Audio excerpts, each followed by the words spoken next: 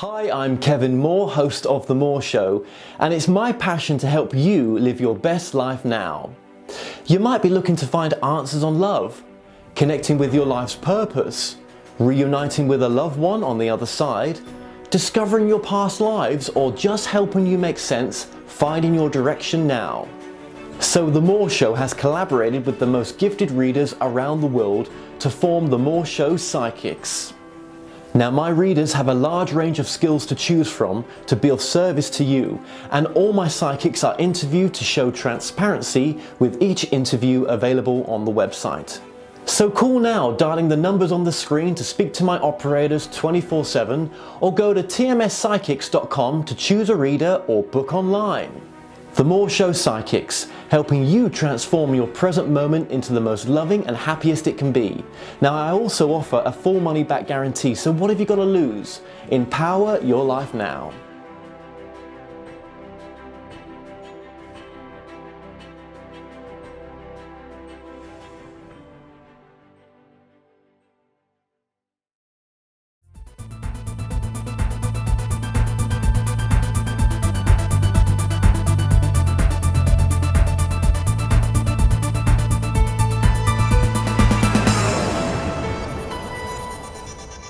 Broadcasting from the UK and across the world online. You're now watching The Moore Show, and I'm your host, Kevin Moore. Now, for the next hour, I'll be covering subjects that will open up your mind and provide you with information you may have never heard before. Now, on today's show, I'm about to be joined by my guest, Carol Talbot. Now, Carol has a rare ability to see a deeper perspective within each and every individual, allowing her to create a blueprint of action steps to move you forward. Now, this makes the process of growth and expansion an easier and more joyful journey. Known as the NLP neuro-linguistic programming expert in the Middle East and an NLP master trainer, Carol utilizes its many tools and techniques to create rapid shifts for groups and individuals, as well as breakthrough experiences, including one of mankind's order change promoting tools, the Firewalk. Now, Carol provides you an opportunity to expand your awareness, your consciousness, your heart and mind to step into a fuller focus of who you are. Carol Talbot, welcome to the show. Thank you, I'm so delighted to be here. Well, I'm glad that you're delighted to be here, because this is the second take of doing this interview, because this interview would have gone out many weeks ago, well, maybe a month ago by now, and I went to edit it and there was a major issue with the audio. There was a buzzing on the audio and it was just, I couldn't use it. So I'm really grateful for you coming back on and redoing this. Thank you. And it's great because, even in the space of a few short months, we learn, we grow, there's more information to share. There is indeed. And I want this to make this interview important for yourself, because I want it to, at least capture the work that you're doing so people understand that as well. So, you've done a number of books. Your latest book, You the Divine Genius, You Are More Than You Think You Are. So before we get into your journey and all that kind of stuff, just very quickly, just so I've got a gist of this in the audience, what is it you offer people? What are some of the services you offer? Again, as the sort of subtitle on the book says, to help people, realize that we really are more than we think we are. Our thoughts can help you, they can hinder you. So again, helping people propel forward in all areas of their life. And there's a number of ways that I work with that. I'm known in this region as the NLP expert in the Middle East. I'm an NLP master trainer. I also work with hypnosis and timeline therapy. And I also work with a number of other tools, whether it's with sound healing, with yoga, light language, digging deeper into the realms of metaphysics and sacred geometry. There's so much to explore. So those are some of the... Yeah, absolutely. And for anyone to get any of those services, do they have to be living in the Middle East, or can that be done remotely? No, that can be done remotely. I tend, though, Kevin, my energy is geared more towards working with large groups. So I tend to be speaking at certain events or running large workshops,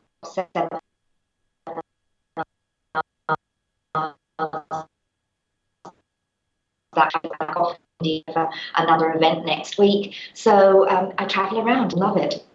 Yeah, that's beautiful. So that's great. So people can also, do if they wanted a one-to-one with you, they can do this remotely as well. Now, um, there's a number of freebies. There's a number of products and services on your website. I just want to make sure we've got this in at the beginning because you cover so much and there's such a variety of modalities. I think you're a bit of a junkie when it comes to learning as well, right? Yeah, you absorb it all, don't you? Horse junkie. Yeah, yeah. Well, that's a beautiful. I mean, you even do, firewalks as well. There's all sorts of stuff. So, and I've even got on my wall a light language grid that you did for me for the abundance of money. So and I've printed that out now. I mean, I should have printed this out many months ago, but it is what it is, and your energy is still in that light grid. Yes, and I love light language because it brings together sacred geometry, physics, light, and color. And a lot of people are fascinated by sacred geometry, but often say, yes, nice shapes, what do I actually do with it? Or more importantly, yes, I understand, the shape of our lives and everything is made up of certain geometry, yet how can I use it in my life? And so light language gives you a way to do that and works at a very um, unusual level. The Mexican curanderos talk about the speed of light Mm. and reckon that light language grids are 5 times higher than the speed of light, which is said to be the speed of our thoughts. So, of course, the question for many people is how do we impact our thoughts if our thoughts indeed do create our reality? How do we impact our thoughts from a higher level so we're starting to create grids and clusters of thoughts that come together and eventually come down into this sort of carbon-based world that we live in, Yes. that we occupy. So Yeah. it works at a subtle way, but also bypasses the conscious faculty of analyzing, criticizing, and judging. Yeah, I think that's so important to get into this side of your work. That's why I'm not going to spend too much on your background, but I think it's just important to get. Let's just go back to your background now. Oh, by the way, your website is. Oh, a couple of websites just using my name, caroltalbot.me, or the book is youthedivinegenius.com. Those are the main websites at the moment. Okay. A lot of the websites I use perhaps don't reflect a lot of the other metaphysical work that I do because, as you know, I live in the Middle East, and there's sometimes it's better just to sort of work in a more covert way and through reputation, and that's how most of my business comes my way because I also work with indigenous medicine like Kambo, although that is legal everywhere in the world. Well, no, you make a good point there. You make a really interesting point. I have a friend, Guy Needler, who does work out in China, and they're not. He doesn't use the word God in his work. He uses the word energy, and that's okay. They're okay with that word. Yeah. So no, I can understand that. Where different places in the world, you've got, you have to adapt to where you are, basically. And actually, there's a very interesting guy I'm meeting this weekend, Douglas Ballard, for the documentary I'm working on, and he's totally stripped the word spiritual out of his work. He won't say he's a medium or clairvoyant. He uses the word energy worker, energy, and it's energy he puts in there, in his titles, energy healer and visionary, and he's found that his work has tripled since he's lost those labels. Yes, and I actually, spiritual has never been a word that I've actually enjoyed using. And I'm working with somebody to here, we're creating a series of events, and he's approaching large organizations for sponsorship. And there's 3 of us working on this project. And one is very keen on the spiritual slant. And I said, it can still stay there. I said, but if you're going in looking for sponsorship from organizations, that needs to be deleted.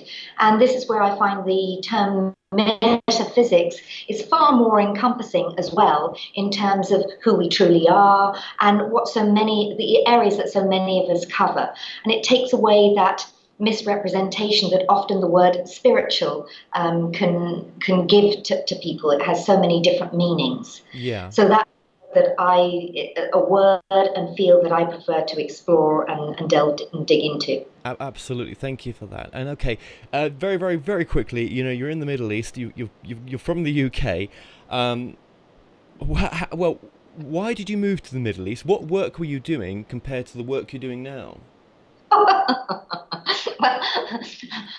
I don't know whether I was even doing very much work in the UK at that time. I've been here 26 years, Kevin. So, you come for a 1 year contract and 1 year leads to two, 5, 6. But what actually brought me here is what creates a shift in so many people. The short story is, I was in a long term relationship with who I thought was the love of my life. As it turns out, I wasn't the love of his life. And so when that relationship came to a close, I was devastated. And after some months of sort of, really wallowing in it, something just snapped in me and I decided, is this a crisis or is this an opportunity? And it's often crisis or chaos that creates those leaps forward in so many, many, many different ways. And so I decided that I'd really been gifted an opportunity for reinvention.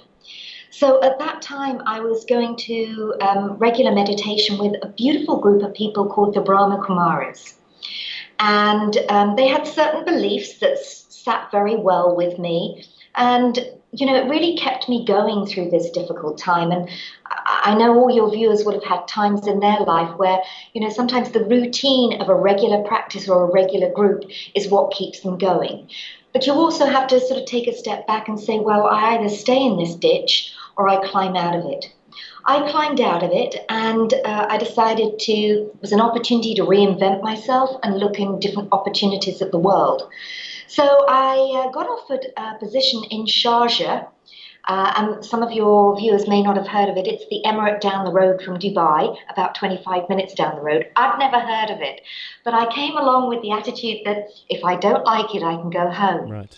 And obviously, I've stayed here all these years because, it's a growing part of the world. It's changed from a village to a town, to a city that, when I go home, everybody's heard of it now, whereas in those days, people would go, where?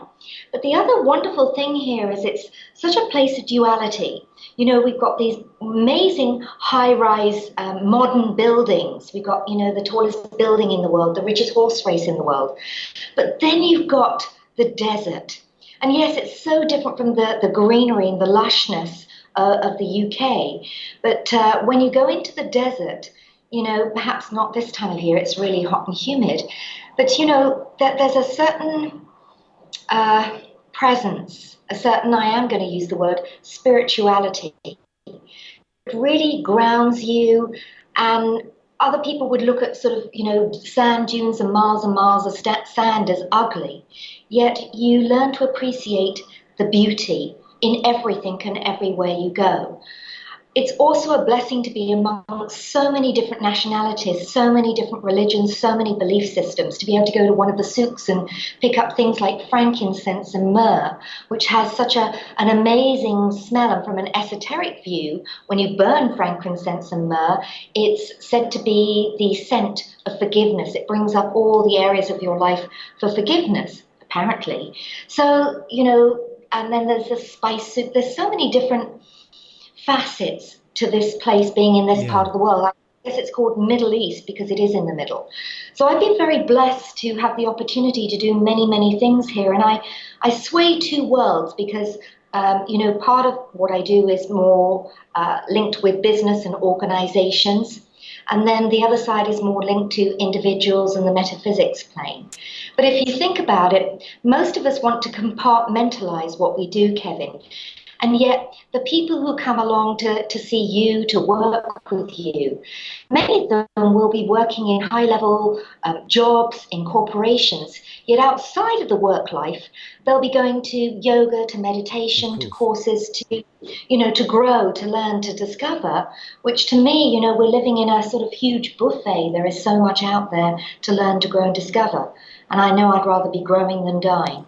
Yeah, well, absolutely. Well, yeah, you've got no choice but to grow, have we? That's the thing. So, thank you so much for sharing that time that you lived in the Middle East, and that you are there now, and that just that energy that's there as well. A lot of people will appreciate you telling that. So, thank you. For us that that have not been there yet. So, okay. Now NLP is quite big in what you do, neuro linguistic programming. Just very quickly, what is that? Just very quickly, and that you teach that as well, don't you?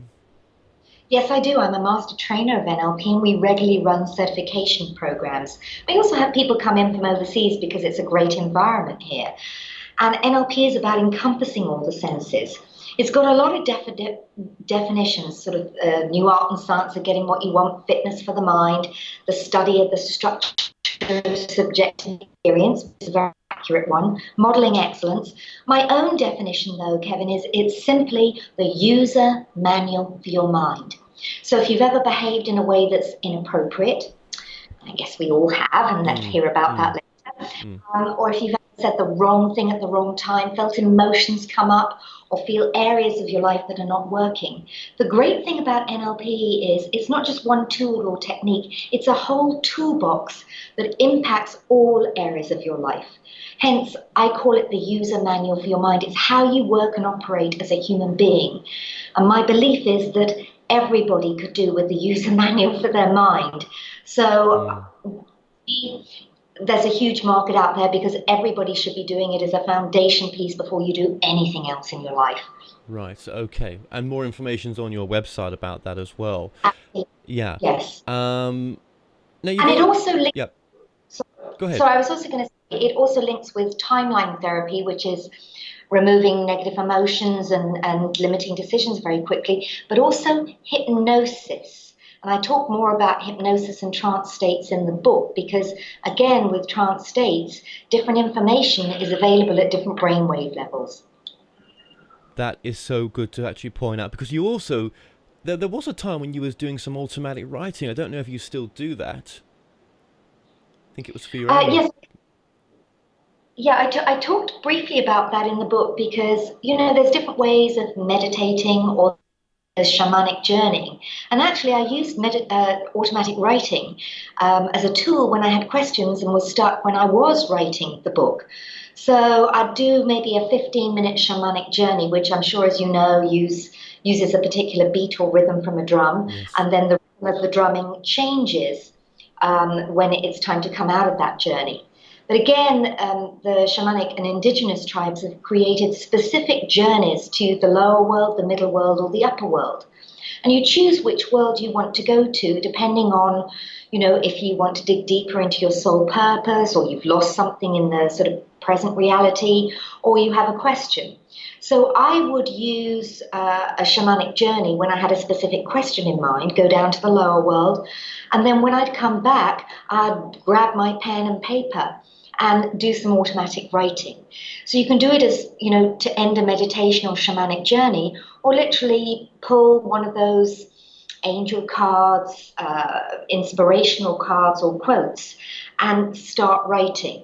I think the misconception about automatic writing is you're just going to hold your pen there Mm. and it's going to move. Now, of course, there are some people who do it that way, and this is not what I'm talking about. This is start the pen moving, write, and with no judgment. It's extremely enlightening with what you come up with, and it certainly helped me. Oh, I think that's automatic writing to me. I think it is.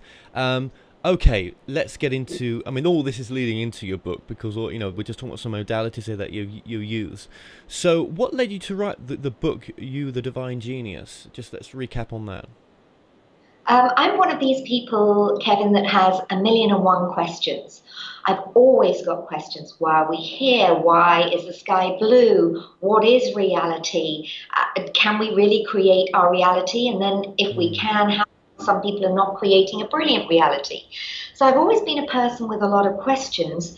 And I also realized that, I was stuck in the frequency of the questions rather than the frequency and oscillation of the solution. Um, so I had an idea, and it had been running around my mind for a long time, and I didn't know whether it was a course, whether it was a book, whether it was a movie. So I'd always said I'd never write another book. I wrote one 10 years ago. But at the beginning of 2016, never say never, I decided, no, I'm going to write a book. So I spoke to somebody I'd worked with before because I knew I'd need help in sort of pulling it out and structuring it. And I wrote this book in a slightly different way. So it was really to bring together my learning, searching, exploring, seeking, and a lot of the courses, indigenous medicines, a lot of the different modalities that I've worked with. And I always thought one of my ideal jobs would be as hired to go and attend as many alternative programs as possible and then tell people about them and recommend this one or say this is more for that type of person.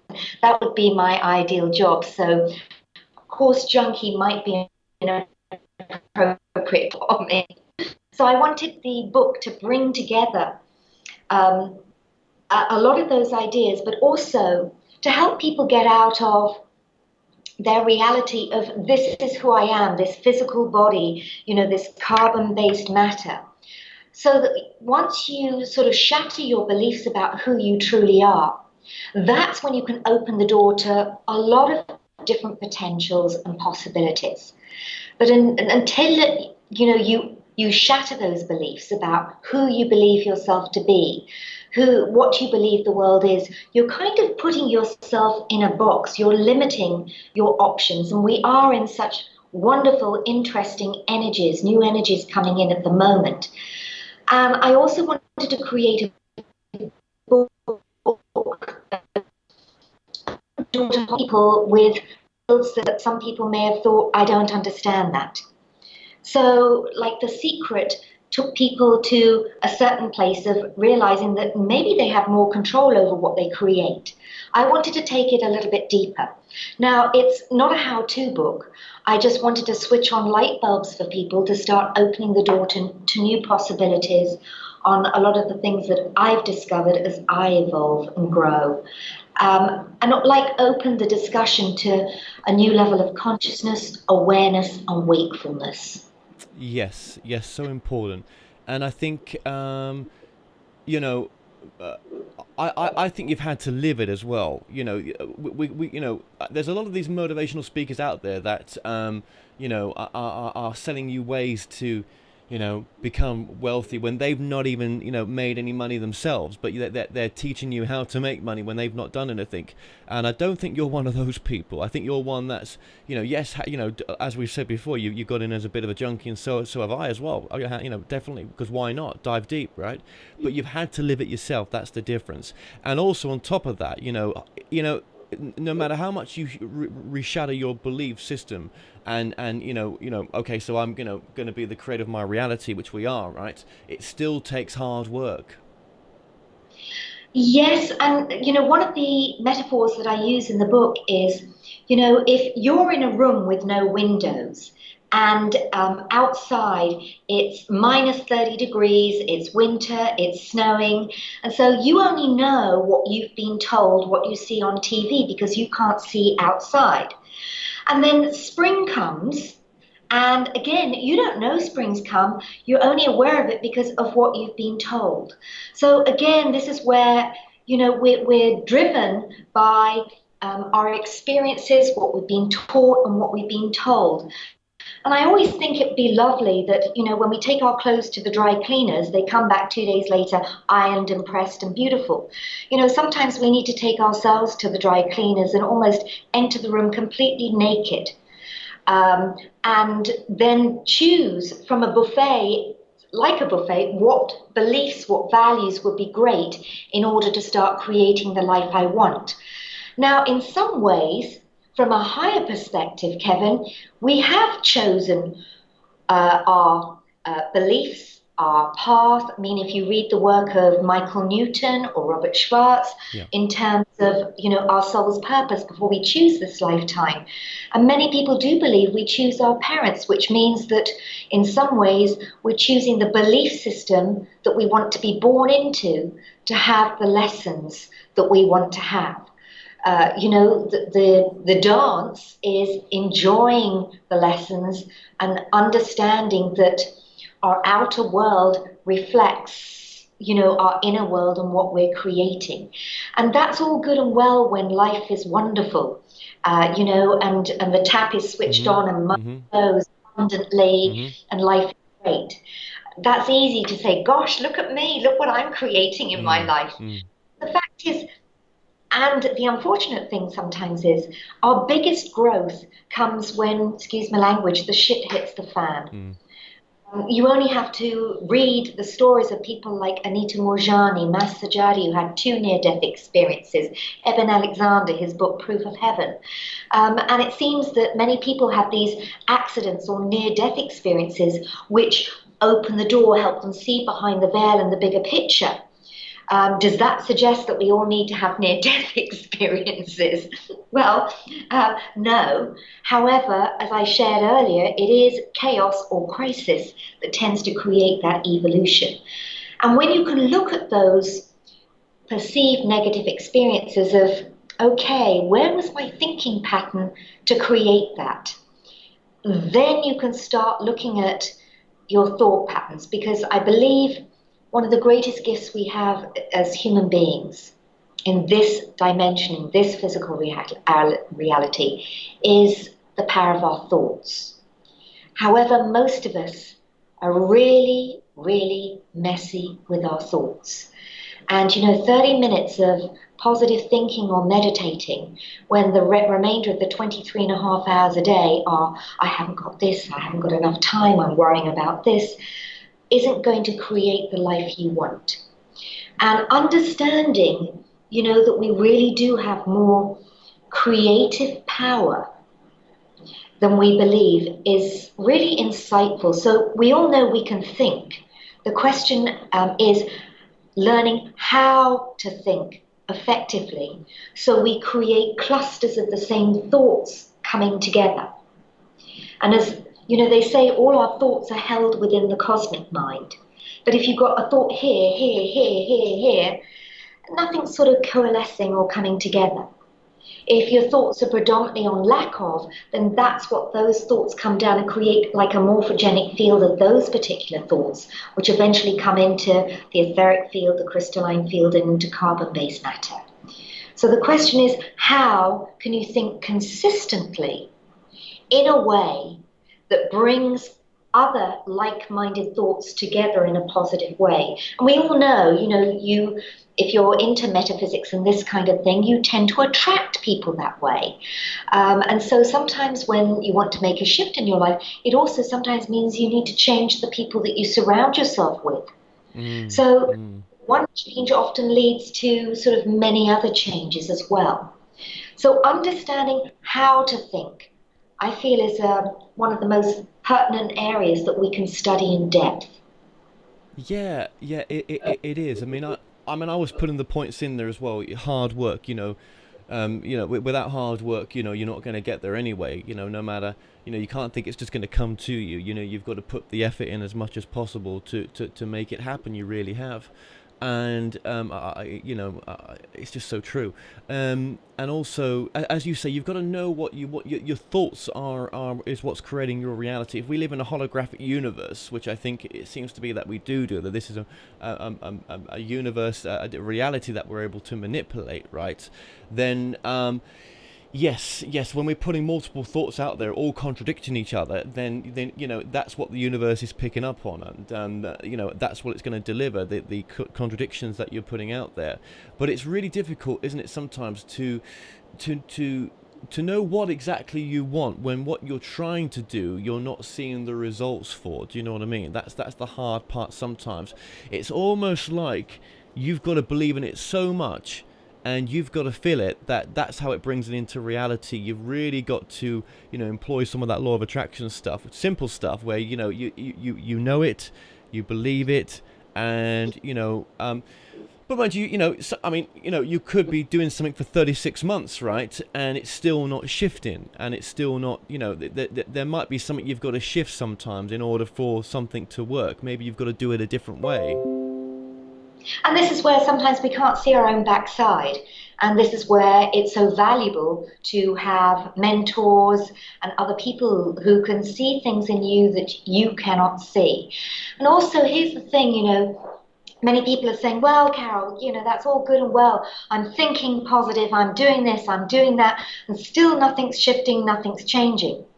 But again, often we're not aware of the subtle shifts and we give up just at the end. But if you were to cut the roots off a plant, from the surface, the plant still looks like it's growing and flourishing for quite some time. And then it finally realizes there's no roots left and it does wilt and die. But for some time, it'll keep going. And if your predominant thoughts have been poor for, 20, 30, 40 years, then, to turn the corner can take some time. There's also another slant to this, Kevin, that's quite interesting is, I guess it's the old adage of knowing where to tap, because you only have to look at, unfortunately, allopathic medicine studies dis-ease, what makes you sick. And there are not so many studies around what creates spontaneous remission. What creates the fact that there's people who are on death's door and yet suddenly they're well and they never have a day's illness in their life again. Now, again, if you think about, I've got 4 cats, so I often get bitten or scratched. Yeah. A little bit too playful. Now, if I get scratched on my hand, I think nothing of it because I know 2-3 days later that scratch is going to be gone. I don't even focus on it to heal, think of it, nothing. It's just done. That's the body's innate intelligence. And again, in the book I talk about, in terms of intelligence, we have the brain in our head. We have heart intelligence, the magnetic field of the heart. We have gut intelligence right down to every single cell in your body holds the blueprint for who you are. And, how do we get in touch with this youth template? How do we get in touch with, and this is where amazing work is going on with stem cells, and I'm sure you've done some research on stem cells. Their challenge with stem cells is it heals, but if you want to heal, your arm, but there's a cut on your leg, they're not sure when they put the stem cells in, it could heal the cut in your leg or the arm. How do you direct it? But I know from at a recent Cryon convention, and Dr. Todd Overcatis, I love his work, has come up with a way to direct it. And the results are, we're not talking days or weeks or months. We're talking literally within minutes or hours. They're seeing people who've been paraplegics being able to start feeling movement in their body again. So again, when we talk about spontaneous remission, there is still much to understand about our capabilities. And as I said, the power of creation. Does it really have to be hard work, or is it that we haven't, keyed in the right password or passcode? I've got reading something about distorted thinking patterns. And so many of us bring these distorted thinking patterns with us that we're just not consciously aware of. Yeah, absolutely. No, when I meant hard work, I mean, I don't. Well, maybe you think I'm. Well, maybe we got different opinions on this, which is cool. But I just think you've got to put the grind in. I just think that was one thing I wasn't doing as much before, and I was. But I think once there's a sensible grind, and you've got to be you've got to be doing something that really is your passion. That's the sensible grind. I'm putting the grind behind that. I don't think you could just sit there and say, "Come on, universe, you're going to deliver to me." That's not the way it works. Yeah, it's. What you're highlighting, Kevin, is a belief system that hard work creates results. And it was driven into many, many children that, how many times do people hear money doesn't grow on trees from their dad or their mum? If you work harder, you'll earn more. Is it really working harder, or is it working smarter? What? Or is it working at all? Is it doing what you love and getting in that flow that takes us into when yeah, field of gamma. it's doing what you love, and saying you've got 17 to 18 hours in a day. What are you going to do with them? Are we going to watch Netflix all the time or something else, or which I think Netflix is great. I do watch it, but are we going to have drinks with friends when we could be actually putting that extra grind in and actually using those 18 hours in a day to get what you want, sensibly done. I'm not talking about extreme work. I'm talking about the hours that we have in a day. Sorry, that's what I mean. Yeah. Okay, and I'm saying, could there possibly be a passcode to get into alignment to allow? Well, Because as I said, are we indoctrinated with the yeah. belief of if you don't work hard, you won't earn money. You've got to work It, 5 days a week. If you want more, you've got to work yeah, 6 days a week. yeah. I think it's a combination of both. Having that alignment code, which is the code of doing what you love, and also by doing what you love, you probably do want to put the effort into it and to see it through. But it's when you don't really enjoy what you're doing that's where it becomes the opposite, doesn't it? In a sense. Absolutely, Yeah. absolutely. Yeah. And yeah, shame, and I get upset for the people who cannot find passion and purpose in what they do. And blessed are we who do what we love. Well, you can, and you, but there are those. I've been guilty of this as well, where you can find passion and purpose in what you're doing, and it doesn't pay. There is there's no energy exchange there. It feels like sometimes, and now either you're blocking that at some deeper level, right, or you're just on a path where you've just got to go through A to B to C first before you can get to D. Yeah, there's no other way through it. Absolutely. And also, there's another belief there that, and I've seen this time and time and time again when people have, left their job to pursue their passion. And people have a belief that, gosh, can I earn a living and money by doing what I love, or feel embarrassed to charge for a talent and gift that they have that comes so easily for them, and that if it's spiritual, you cannot charge for it, and not Yes. acknowledging energy exchange, which again, I've seen a lot of people having to get over that hurdle. Absolutely. That's so true what you're saying there. So true. Um, well, okay, moving this forward in your book as well, because there's so many. I mean, I'm guessing that was in that what we've said there is definitely helpful towards some people going through this right now. So you list in your book, one of the journey to your divine genius is, I'm gonna there's some bullet points here, is finding out what am I really here to do. How do I contribute to the world in a meaningful way? Um, attracting, sorry, and then you go on to say, how do I love and accept who I truly am, and how do I live a life beyond imagination? There's many points that I've skipped there. Just those are some points. Christ, we could talk and talk about those points till the cows come home, couldn't we? In some respects, and we're 41 minutes in here already. Yeah. The one about, loving yourself is a huge whopper, for many people. We tend to look to the external world for people to validate us, to say we're great, to say we're wonderful, to literally say, please love me, because I don't love and accept myself deep down. And so, over the years, I found that no amount of telling people to look in the mirror and say, I love you, makes a blind bit of difference when you really don't. And so to truly accept yourself for who you are, the good, the bad, and the ugly, is a big one for many people. And I remember with one client, he was with a Cambo session in one of the ceremonies, and he shared with me that he had a near-death experience, and because of that, he finally accepted who he was, and to get to that stage was wonderful. The fact was, his family had a little time catching up with him accepting who he was. And I said, well, the fact is, if you've rejected yourself for 30 years and now you can accept yourself, give others a little bit of time to Mm, catch up. mm. It takes some time.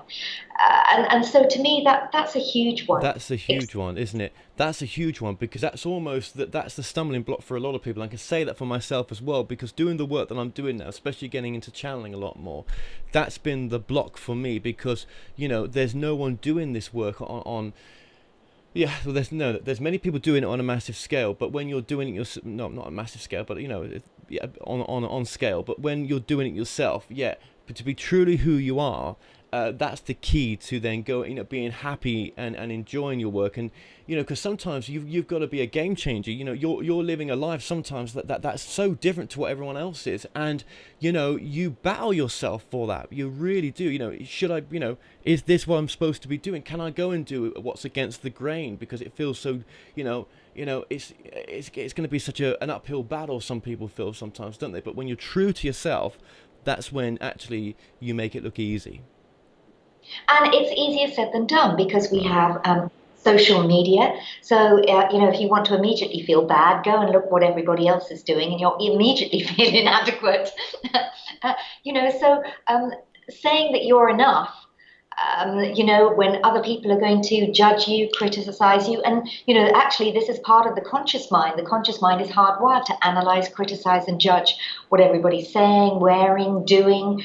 And, the society that we've created in terms of, everybody wants to be famous, wants to be on the big stage. And like you were talking, I earn this much, so therefore I'm better than you, creates so many insecurities that, no wonder, we really have to sort of wade through all that to find out who we really are.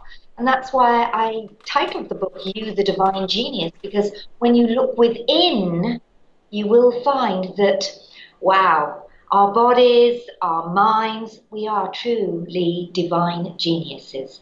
And what I've done is I've also used the image of the spiral on the cover of the book because it emulates the microcosm and the macrocosm. We truly are more than we think we are. Absolutely, with what you're saying, that I do agree, and I think whether I read this point off just a moment ago, but I'm going to read it off now. Then one of your points is, how do I live a life beyond imagination? Because that's what we really want as well, don't we? We want to live the excited life, don't we? We want to live a life that's fulfilling to ourselves at a very deep level.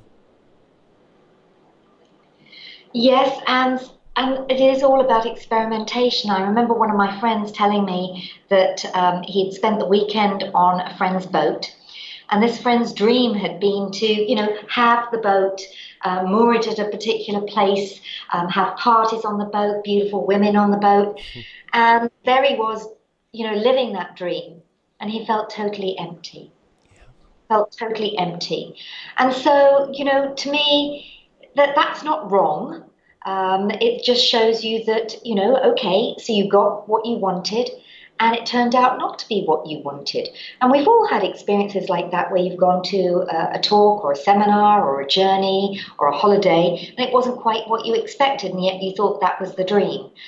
So, to me, again, going back to the spiral, it's constant and ongoing evolution. What's more? What's next? As we grow and expand and start to understand who we truly are. And isn't that the purpose, the true purpose of life, is to grow, evolve.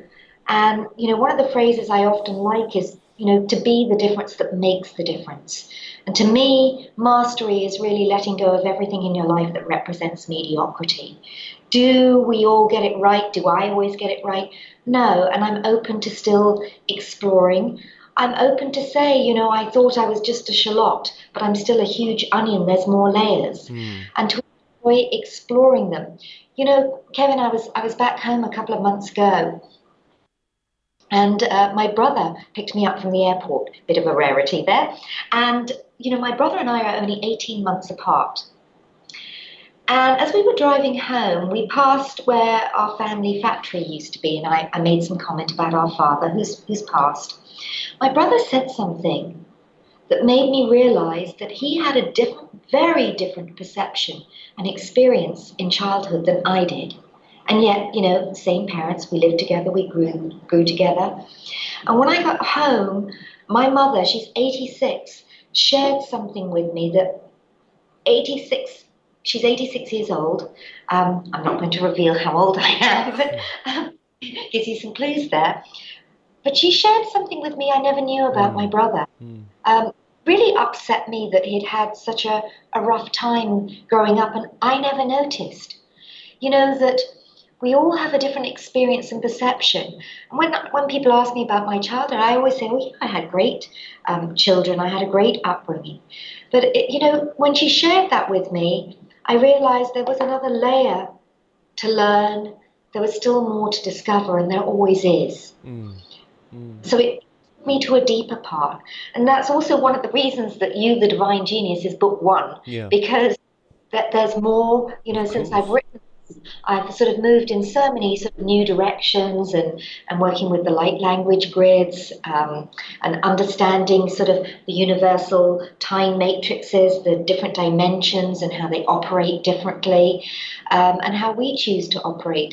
Thank goodness there's more to learn. Thank goodness there's more to discover. And as I said, you might find it in your own backyard with your own family. Oh, absolutely. Thank you for sharing that personal story there as well. Yeah. Family. So just when you think there's nothing more to learn, Yeah. you'll discover a big onion, there's still more layers. And to me, that's where we continually. One of the quotes I've used towards the end of the book, and it's one of the quotes I love actually. Um, and it's if you have a golf ball size thinking, then when you read the book, that's your level of understanding, the size of a golf ball. When you watch the movie, that's your level of understanding. When you go to these events, that's your level of understanding. But if you could expand to, say, the size of a football or a beach ball, then when you read the book, more understanding. When you go to the seminar, more awakenings. When you watch the movie, more revelations. Mm. And Mm. you only sometimes read a book again that you read maybe 5, 10 years ago, and read it again and gain more from it than you did all those years ago, because we learn, we grow, we evolve. Absolutely, and I've said this to other people before. But what if sometimes you think you've got one passion, but there's something else that's nudging you where you think, well, that's just going to take me off my course, and that's just a whole other thing to look at. Do you know what I mean? When you're so unsure about what you should be doing, yet you're centered on what you are doing, but you are kind of uncentered as well, because you're like, well, should I then be doing that? Could I do that as well? And it's like, no, surely you should just concentrate on one thing at a time. Or, Kevin, is that what society says? I didn't go to university. I didn't know what I wanted to study in detail and depth. And I had a lot of different jobs when I was younger. And I remember mum saying to me, you'll never get to the top of the ladder if you keep changing jobs every 6 months or every 18 months. But in some ways, I envied people who knew they wanted to be a doctor, a lawyer, or a teacher. I didn't know what I wanted to be. So literally, Kevin, I used to look around and think, gosh, advertising, that looks an exciting field to be in. Recruitment, gosh, that looks exciting. Let me give that a go. So I had the opportunity to do lots and lots of different jobs. And as I said, now in the field of learning, development, and metaphysics, the wonderful thing is there's always more to learn, to grow, to discover, and share with others. So I also think that society putting us in a box, and Mm. from a sacred perspective, a cube contains things that we're contained, rather than some people do have a passion to be an artist and that's all they're meant to be. That's fine. And it took me a long time to realize, you know, I'm not in a box. I can also do this. I can run firewalks. I can run NLP programs. I can run Kambo ceremonies. I can do light language grids. I can be a traveler. I can be a seeker, explorer, reader. We can carry many, many different roles. Is it society that tells us we have to have one and a title?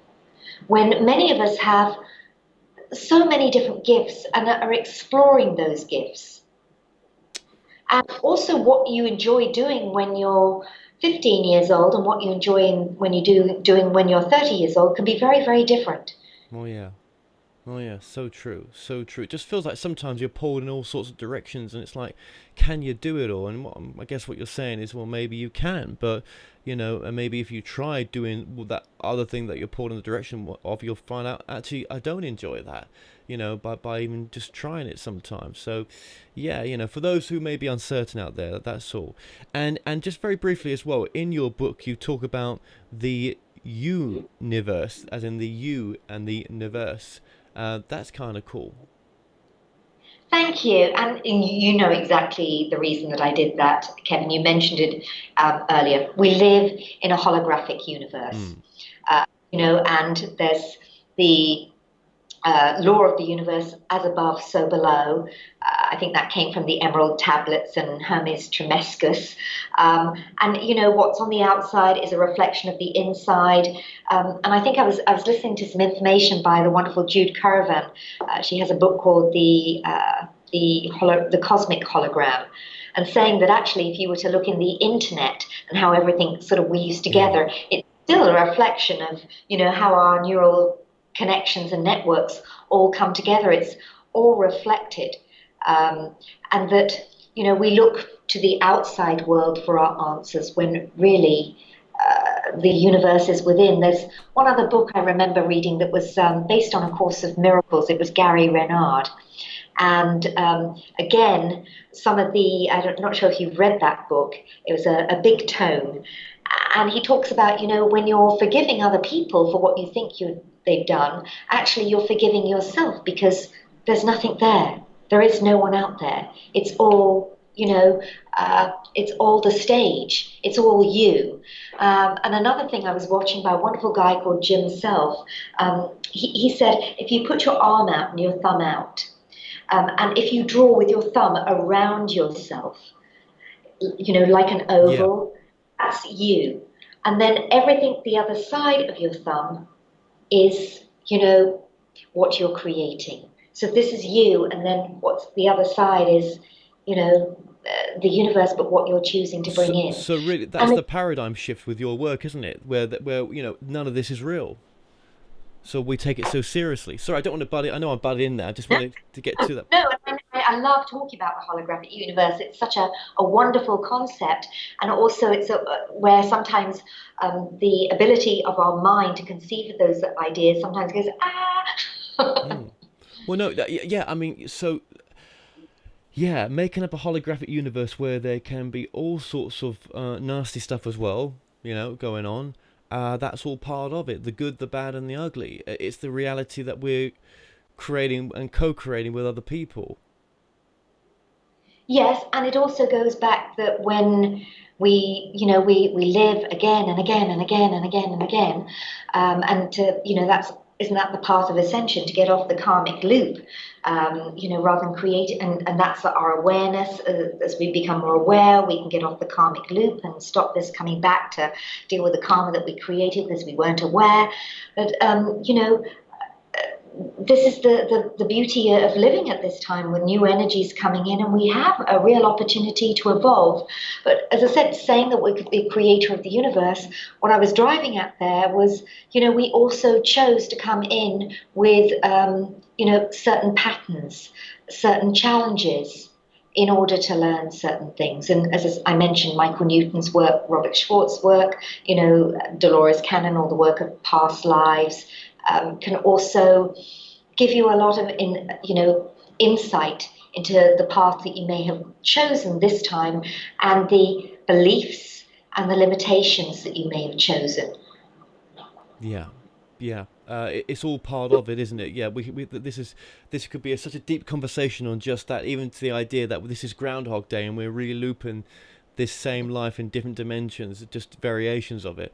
Yeah. Well, we did in this interview. I don't know. I have no idea the questions and what we talked about last time, but Yeah. Groundhog Day was second time lucky. Well, exactly, right? Yeah, exactly, exactly. Yeah. Okay. What would you say then, Carol, is the most important message of your work right now? Um, you are more than you think you are. So explore, grow, evolve, discover, and use the metaphor of the spiral to go within and also expansion. Absolutely, absolutely. And your website is? caroltalbot.me or youthedivinegenius.com. Wonderful, wonderful. Well, look, Carol Talbot, just thank you so, so much for coming on today. And when you've got your next book out, which you will be doing, please, get in contact, and I'd love to get you back on. Okay, thank you so much, Kevin. Thank you. Well, we've come to an end on today's show.